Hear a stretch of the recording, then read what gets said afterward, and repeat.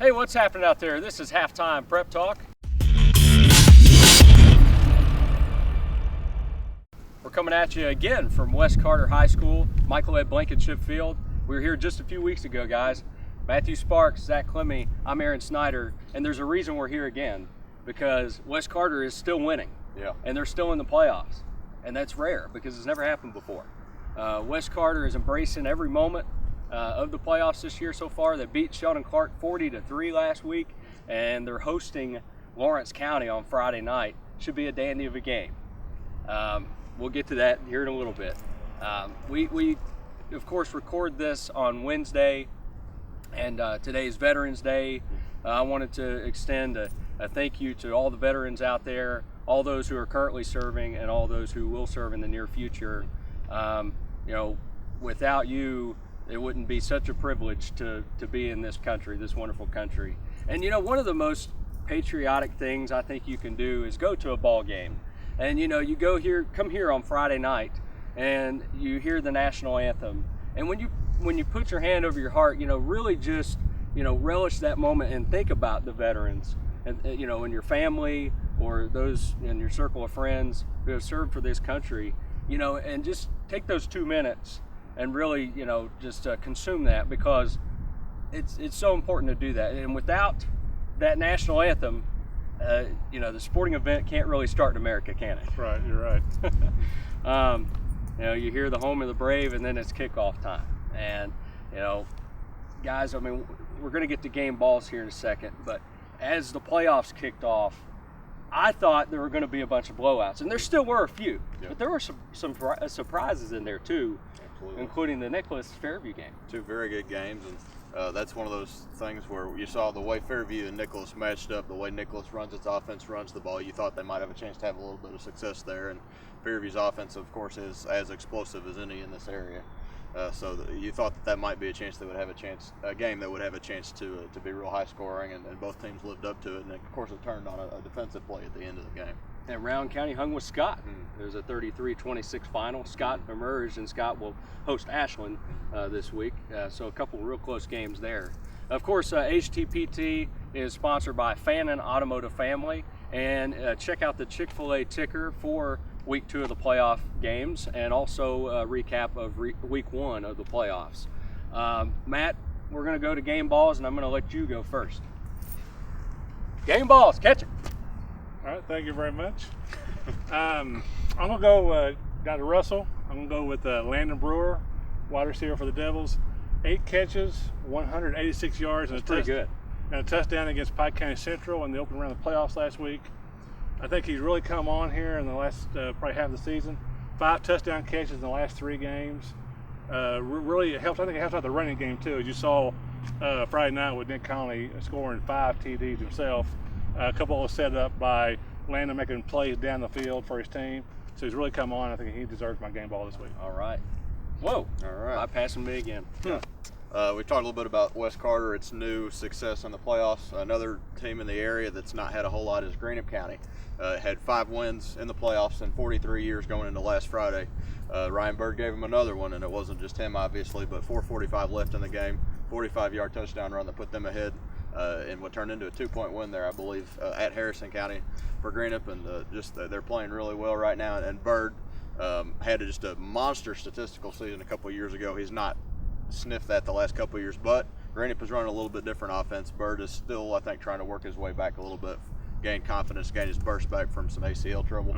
But one thing Chris Mullins has always said about him is, it only takes 1 carry for him, and like his 12th carry is better than his 11th, and his 13th is better than his 12th, and had the one that put Greenup County on top to stay on Friday night. All right. I'm going to go like Matt did. I'm going to go with the receiver. There's so many good receivers in this area, and there's one that's going to join us here in a little bit, Zach Walker, who holds some records here at West Carter. But I'm going to go with Mason McIntyre, Fairview Jr., who has been a dynamic weapon for Alex Roy on the outside this year. A lot of times they'll throw those, screen passes and slant patterns and things like that. But Mason McIntyre has been a good deep threat too. And he had 7 catches for 159 yards against Nicholas County. Without him, they wouldn't have won that game. And a lot of yards after the catch too. He kind of galloped past some defenders down the sideline a couple times. and put on a show. Fairview's offense can put on a show, as a lot of teams can, you know, and Mason McIntyre is a big reason for that. So I'm going to go with McIntyre. Tossing it aside, instead of top 3 games of the week, we're going to go with top 6 games of the week because that's all we got left in our area. And we'll just briefly go through each one. We'll save this one for last. Let's start first Let down. the suspense build. Let the suspense build. Saving the best for last, I would imagine. Yes. Saving the best and saving the West for last. We're going to go with Russell at Belfry first. Okay, that was a state semifinal game last year. Of course, Belfry won it.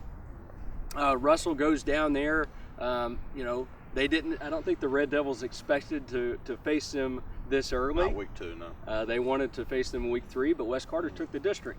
So Russell has to go down there, and it's early to go down there, but eventually you're going to have to go through Belfry in Class 3A. That's what they've always said is, you know, you might as well play them early and just try to get it over with and hope you can catch them on an off night or something. But Belfry's not really had any of those this year with the exception of the Cabell Midland game. So, which says a lot about Cabell Midland. It does, absolutely.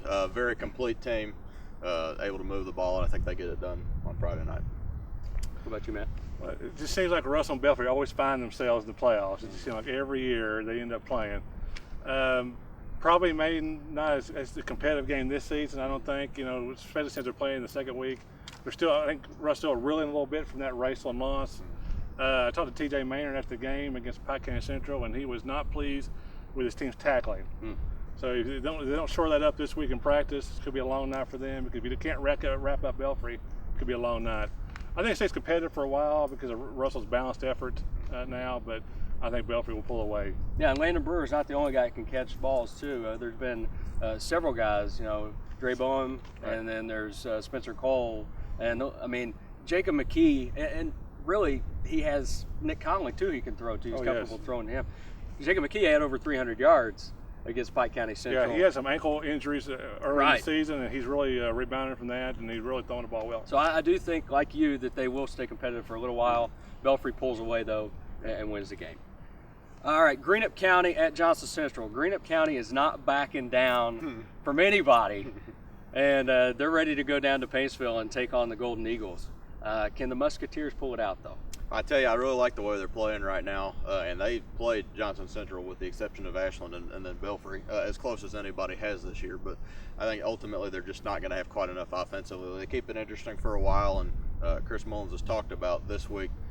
We want people to know we were there. You know, they're not just going down to Paintsville and conceding that they're going to get their tails kicked. They want people to know that they're there. They want Johnson Central to respect them, and I think they can achieve that. But Central's just too complete in the end, and I think they're able to pull it out. I like Greenup County's defensive ends. I think they have good speed on defense. They attack the ball carriers well, and as a team well. But I don't know, Matt, if they can slow down Johnson Central enough, and I don't know if they can score enough. Yeah, that's a good point. You know, Greenup's really excited to play this game. It kind of shows you how far this program has come under the direction of Chris Mullins and the confidence they're playing with right now. You know, we all know about their defense too, but like you said, where the points want to come from. The last 5 times they faced each other, only a total of 24 points total. And I just don't think they can score enough points to match with Central. Yeah, and Johnson Central, other than the blip against Belfry, they haven't allowed many points at all this year. They shut out Holmes. They just allowed 7 against a healthy Ashland team at that point. So that was impressive. I think about 113 on the season through 10 games. That's pretty good. Yes, it is. Yes, it is. And considering 41 of those came in one game. Right. All right, Raceland at Paintsville. This was a blowout, guys, in the first meeting. Paintsville won 50-7. The Rams are kind of like Greenup County. They're not going to back down. They're ready to go down there. They're hungry for another chance. Right.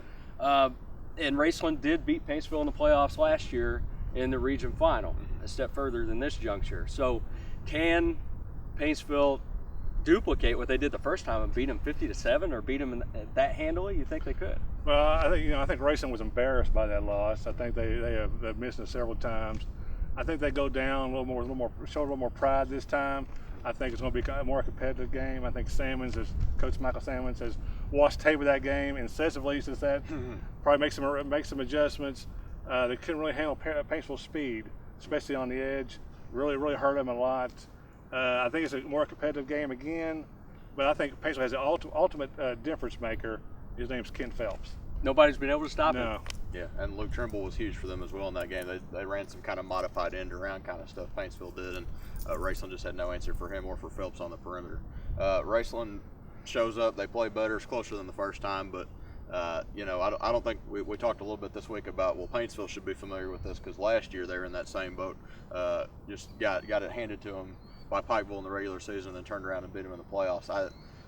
It won't be a 43-point spread this week, No. but we're not going to see one of those kind of 72-point turnarounds that we saw. I think Paintsville's just playing on another level right now. They're on a mission, and I think they may be tested maybe the next week, or maybe certainly if they get to a Pikeville rematch. But at this juncture, they're just rolling right now. I think those big linemen for Raceland, led by Isaac Wallace, will buckle down and give their best effort. I think that Carson Christian and Kane Snyder will give their best effort in the backfield, along with Nathaniel Davidson. But I don't think their best effort is good enough to beat Paintsville, because Paintsville is just rolling right now. And I think it will be a closer game, of course, but the Tigers are going to come out ahead. Fairview goes to Paris. Paris is 10-0. Paris likes to run the football. James Clark leads the team with 19 touchdowns. They have several guys they can go to, including the quarterback as well. Kobe Gabbard has 12 touchdowns on the ground. Two very athletic teams, and there could be a lot of points in that game in Paris that week as well. I think what it'll come down to is Fairview made a stop when they had to against Nicholas County last week. Now, Nicholas and Paris both run the ball up. They run it very differently. Nicholas is kind of that line up and run it right at you, old-fashioned kind of try to run over you 3 yards at a time deal, and Paris is trying to get to the perimeter, and they're trying to utilize their speed. And we talked about this. We think that bodes well for Fairview. That works more in Fairview's favor than Nicholas is a nightmare matchup for them, and Nicholas put up 39 points on them, and they were still able to succeed. High-scoring game, but it'll come down to a couple swing plays at the end, and I think Fairview has a little bit more. They have more in the passing game for sure. There's not a whole lot of people in this state that can take away with what they're able to do, both over the top and underneath, with as complete of a receiving core as they have. So I like Fairview to make the plays at the end when they have to. Yeah, I agree with you. I'm going to go with Fairview as well. Talking to Paris coach Brian Washington, he said you can't duplicate what they do. You can't simulate what they do in practice. They run a play about every 6 or 7 seconds. So literally, you look down and write down what happened the last play, and then you're looking up, and the play's already happening. So, I would agree with y'all too. I think there's going to be a lot of points scored here too. Fairview really needs to stop the run. I mean, they really haven't done that. They haven't been able to do it. Yep. Nicholas put over 300 yards on them last week. Like you spoke. Paris has got 2 running backs now. They're combined over 2,000 yards and 31 touchdowns. So that's going to be tough. But I think Fairview has too much offense. I think they score a lot of points, especially the second half, and I think they pull it out. So we're all going the Eagles on the road. That's a little bit of a surprise to me. I didn't know if you guys would go with that as well. What about the Tomcats? Ashland goes to Scott. Scott, as I mentioned before, they beat Rowan County last weekend. Ashland, handled their business against Bourbon 42-21. Zach, you covered that game. What do you think Ashland could take away from that? And is Ashland healthy enough to go to Scott and win the game? That's the question. Is they were without 2, 3, 4 guys that are typically starters, and didn't really miss a beat on Friday. Now they gave up a lot of yardage through the air, but they buckled down when they had to. Bourbon only scored 21 points, and one of those was kind of a junk touchdown at the end of the game. So really, Ashland played about as well as you could have asked them to, really at full strength, and especially when you consider their 2 D1 guys were not playing. I think if Drew O'Brien is not healthy, they'll miss him more this week than they would even Quentin Baker, which sounds kind of silly to say because he's like you used the word otherworldly a couple of weeks ago on one of his touchdown runs. But I think defensively, Scott runs kind of this single wing type deal that you don't see very often, and Ashland is going to need somebody like Drew O'Brien that they can move around, shift around, have in the right place where you know where the play is going to come to. Now they've played well, and Coach Love talked this week about if these guys are not ready to go, then we're going to do the same thing we did last week. Next man up, the guy's going to be well coached that comes in behind them, and we'll be ready to go. Scott's a very good football team that can run the ball, though, and if Ashland's not at full strength, then it could be difficult. Nobody seems to really know exactly what's going to happen. I don't think they're going to know until Friday night. They're kind of day-to-day right now. I think Ashland's able to go up there and get it done on the road, but it's not going to be a cakewalk by any stretch of the imagination. Well, Scott's going to have to tackle Kirtland Brown, and Scott had trouble with Jeffrey Masters last week at Rowan County. They controlled the ball pretty well. Rowan County did. I think if Ashland just goes to their power running game behind Kirtland Brown, that they're going to be able to win that game. Brown had 282 yards against Bourbon Another County. thing Ashland showed on film, even if they don't need Tate Dowdy to throw the ball a lot the rest of the way, now that's on film and guys can see, okay, this is a guy, you cannot put 11 guys in the box, you can't put 9 guys in the box, because then they're going to run that little tight end drag underneath, and then Tate Dowdy's shown he's capable of hitting that throw. Is not a guy that's going to beat you with a 30-yard deep ball, a 40-yard deep ball, but he throws well enough that you can't put 9 guys in the box, and Scott has seen that on film, and if Ashland advances, everybody else will see that on film as well. Yeah, and Ryan Kumavong and Cody Thompson have proven that they're good dependable targets for Tate Dowdy, who was 8 for 8. Good timing, like you said, for that game. Yeah. Well, Coach Love said it. The team was more than just 2 players. I mean, they have some talented guys on that team, and I think their defense is going to be probably the game changer for them. To me, I think both those guys play. I think Quentin and Drew both play. This is the playoffs. I think they play. And the only problem with Ashland is you don't want to get caught looking ahead, to a possible return trip to Central next week. I think they go up and take care of business too, though. Yeah. A possible rematch with Central is looming. That game was 8-7 regular season at Putnam Stadium. Okay, finally here. All right, this is the big one. And we have planes flying over and jets and fireworks and everything's going on. Yeah. This place will be bursting, I think, with energy on Friday night. I mean, the second week of the playoffs, all these places we talked about are going to be packed and the atmosphere is going to be great. But I don't care what the weather is, these people in Olive Hill, I think, will be out here to support their team. In Lawrence County, they typically travel well. Yeah. So this place will be full. And Lawrence County at West Carter, talk about something that's going to be full. Stat sheet and the scoreboard. Well, it's going to be quite an atmosphere here for the Comets, if you get that joke. I got it. Okay, good. This is a hard game to pick. I mean, both teams are almost like mirror image of each other. Got great athletic guys at the skill positions. I see a lot of points scored here too. But I think it's a benefit that they play Lawrence County here in the second round. I think they got maybe more of the playoff nerves over with in the first round. Now they can just settle in and play their game here. And I think that the difference will be this field right here. I think they're playing for a bigger cause, playing for some home games. They can go all the way to the state championship here at home if they keep advancing. I think this field is a difference maker, and I think they pull it out. Yeah, West Carter. Lawrence County has a lot of threats, though. Robert Dalton, Timmy Dalton, Luke Schaefer at tight end. Grant Kaiser is as good a quarterback as there is in the area. He has been in the last few weeks, but so is Braden Brown. 5 touchdown passes last week for Kaiser, and so and 2 on the ground. Yeah, talking to Kevin Brown, which we'll see a few minutes ago, or a few minutes from now on the show before. He said, kind of joking around with the assistant coaches, this could turn into one of those 80-79 games. And so I'll be here, and so I'm kind of hoping that as exciting as that would be, in the interest of making deadline, I really hope it doesn't. But it's just it'll be one of those games, I think, that comes down to the end, and it's who makes a play at the end. And Lawrence has been here a little bit more. They've got some guys that are a little bit more experienced in this regard, but they've not seen somebody quite like Braden Brown, I don't think, who's a threat. He's not bad in the power game either. Usually you see him running circles around people, but he can get a few tough yards when he has to, and got more of a depth of the receiving core than they've had in prior years. And I think it'll come down to line play as well, and West Carter's line is athletic, and they've played well right now. They're physical. I like West Carter to get it done here.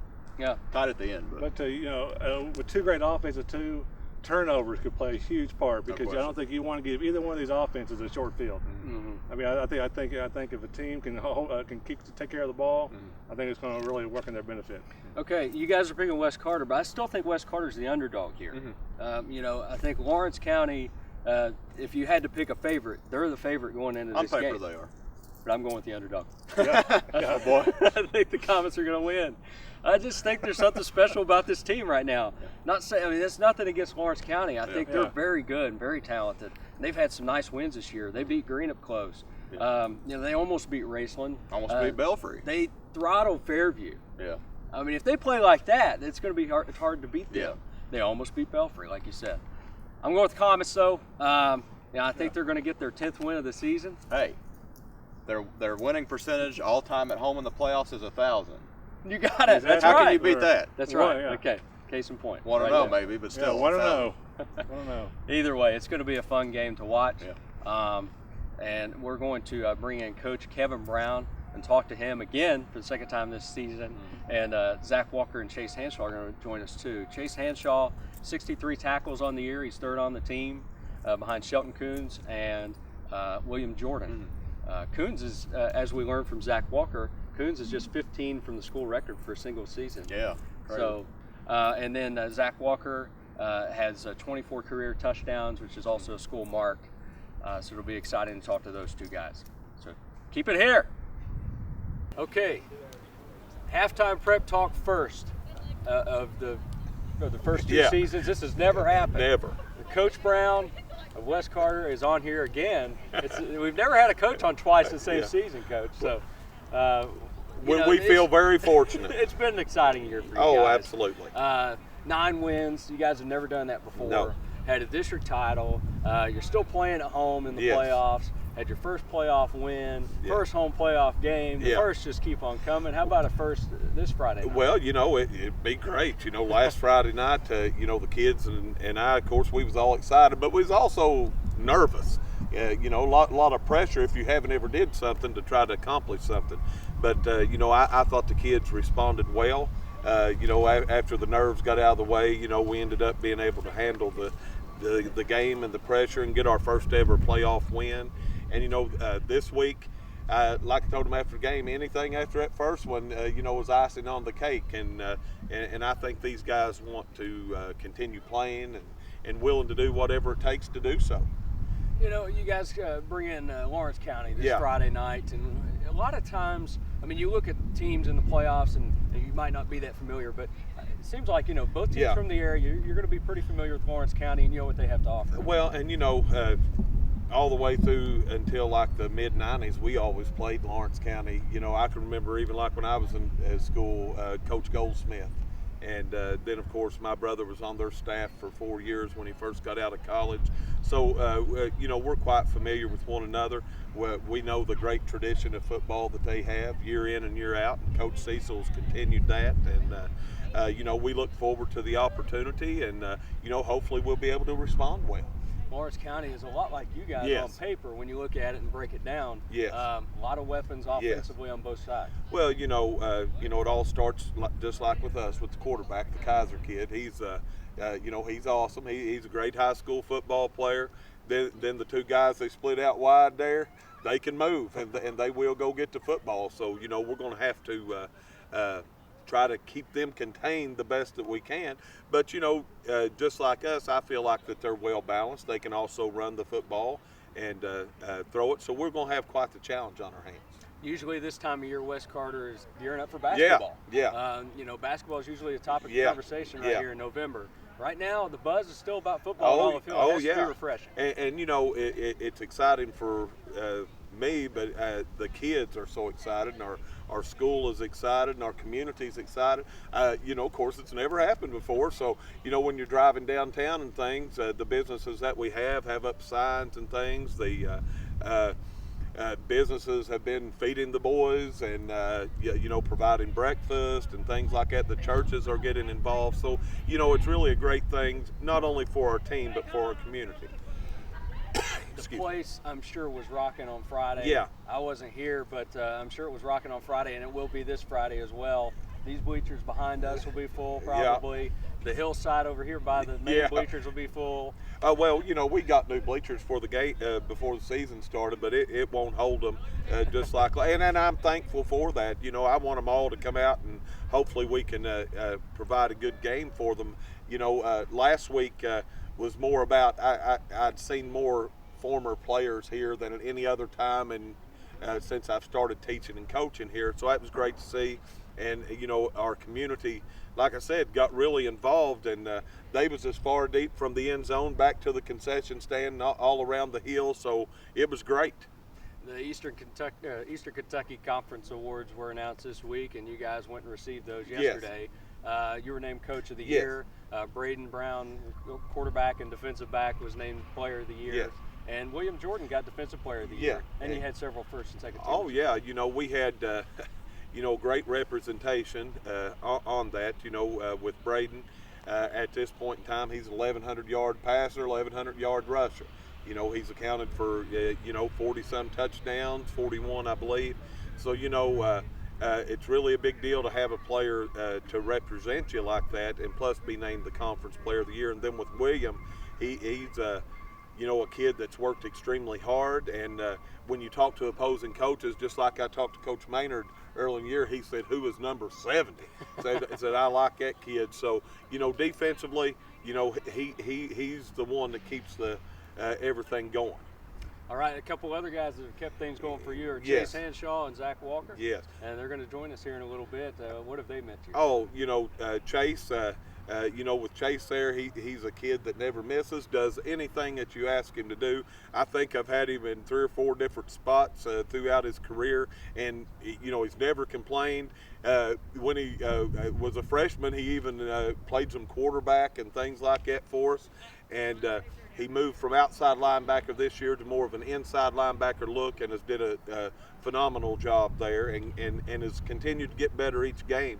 And with Zach, what you have, in my opinion, is one of the best wide receivers in the area as far as the deep ball is concerned. He'll go get it. You lay it up there, he'll go get it. And, both of these guys represent our program well. They do what we ask, and, they take care of their business on the field and within the school and the community. All right, let's bring them in here. All right, thanks, Coach. Appreciate it. Okay, Chase Hanshaw on the HTPT set here, 3-sport guy. Play football, basketball, and baseball. Yep. All 3. Do you have a favorite? I like football a whole lot more than the rest of them. Especially right now. Yeah. Football Coach Energy. Football is the football field is the place to be right now at West Carter.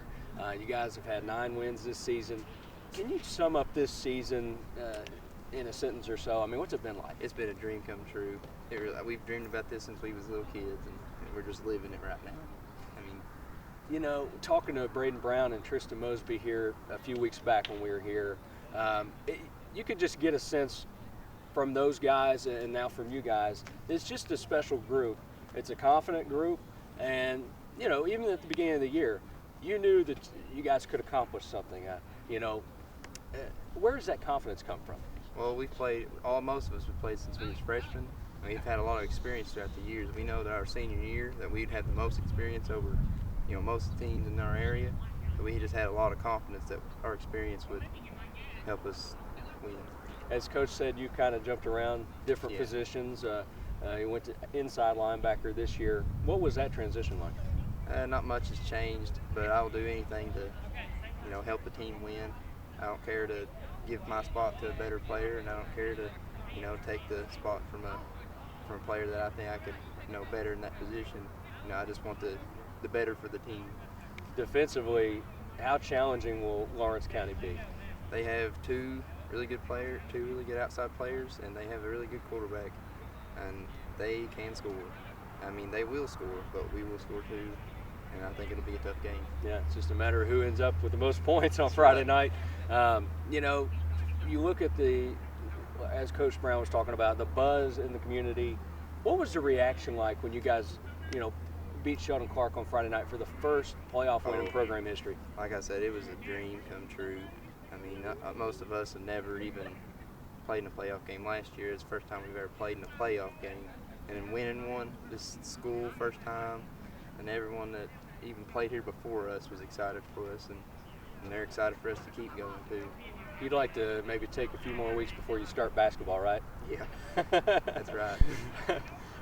What's exciting, even more exciting, is if you could, if you guys do beat Lawrence County, you stay at home. How much motivation is that to, maybe get several more home games? It'd be great for a senior like me and my other senior teammates to keep playing at home, keep having home games here for our team. What about, off the field and off the court? Whenever you are off the field and off the court, not much free time. What hobbies do you have? I like to ride horses with my papaw. Okay. Been doing that since a young age? Oh yeah, ever since I could walk, he's put me on a saddle of a horse, and I've been riding. Nice. What about academically? What are you going to pursue? Are you pursuing college or anything after high school? I'm pursuing on becoming a pharmacist. Okay. And I'm probably going to attend MSU and major in chemistry. All right, excellent. Chase, best of luck on Friday night. Thanks for joining us. Thank you. All right, Zach Walker here on the HTPT. Zach, you know, it's been a whirlwind of a season for you guys. As I was talking to Chase and Coach Kevin Brown, 9 wins. You guys have had a bunch of firsts this year. What's it been like to just experience this? Pretty amazing, really. I mean, West Carter's never done what we've done. It's just a dream come true. The weapons that you guys have on offense, you're one of the top targets for Braden Brown, and you've set school records in receiving. How long have you been a receiver? Have you been a receiver since you were young? It seems like it comes natural to you.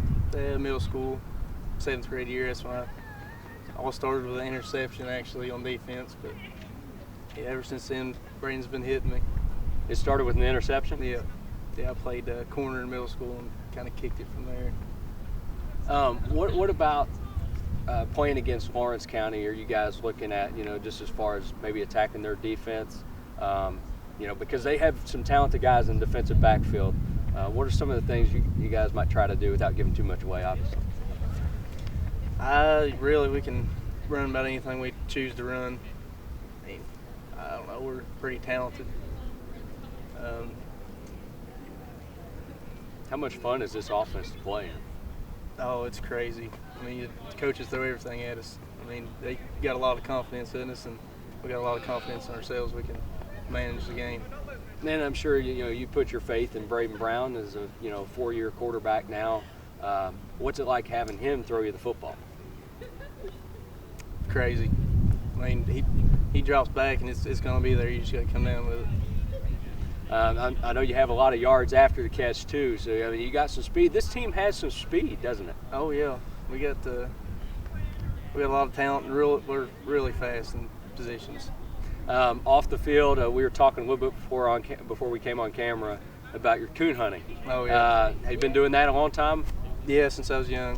Started with that with Papa and Dad, and then they got at it, so I'm just doing it myself now. So tell me about that a little bit. What you have to get up early, and what's the lay in bed all day? Just lay in bed all day, pretty much. Go after dark. Okay, go after dark. Okay. Yeah, see, I'm a novice when it comes to that. When it comes to hunting. So, when did you find out that you were, hey, I'm pretty good at this coon hunting stuff?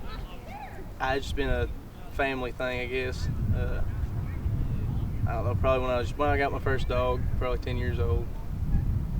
Nice. What about after high school? What are your plans? Electrical engineering is what I'm planning on go forward, ACTC. Okay. All right, Zach. Well, best of luck on Friday against Lawrence County, and if you guys win that, best of luck the rest of the way. Thank you. Thanks. Matthew Sparks, it's time for 2 for the road, man. It's that time again, isn't it? That time again. Well, I was enjoying a nice little beverage during the break. It's my simple little red cup here. You know, it's not supposed to symbolize anything, because it's just a cup.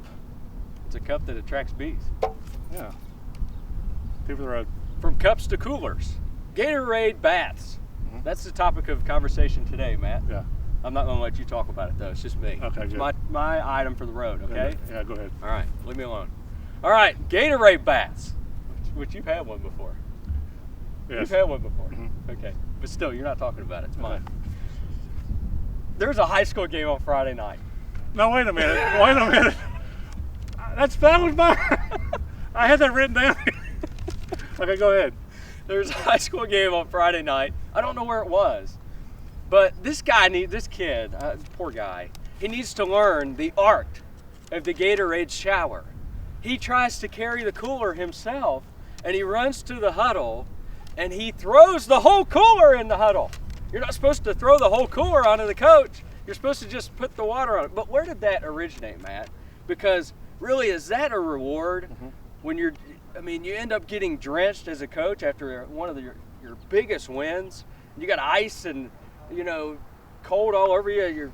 You're, trying to fight frostbite. Is that really a celebration? Yeah, I have no idea where that originated from. I mean, I'm sure coaches are not really too thrilled with that because I need to change that up. Especially on a cold night, you get a douse with some ice water. Look at this. That was my 2 for the road. Oh boy, I had it written down.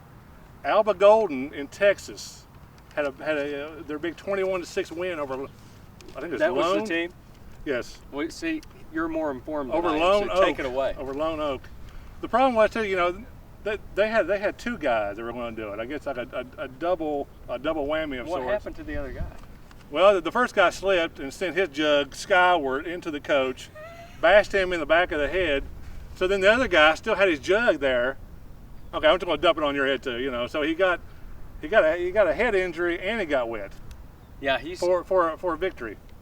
Oh boy, wonder if he's okay for the next game. I don't know, but you His know, emotions have to be last hurt. spring I got doused twice with a Gatorade bath intended for a coach during one of my post-game interviews, and it's not pleasant. Well, we'll see who's going to get Gatorade baths this Friday night. Yes, exactly. I'm sure Coach Kevin Brown will take one. Yeah, it's very dangerous though. So if you do it, please take precautions. Maybe some gloves, maybe some thicker cleats. Maybe 2 or pairs of something. gloves. Yes. All right. HTPT is brought to you by Fannin Automotive Family. From Matthew Sparks and Zach Clemmie, I'm Aaron Snyder. We'll see you next week from somewhere.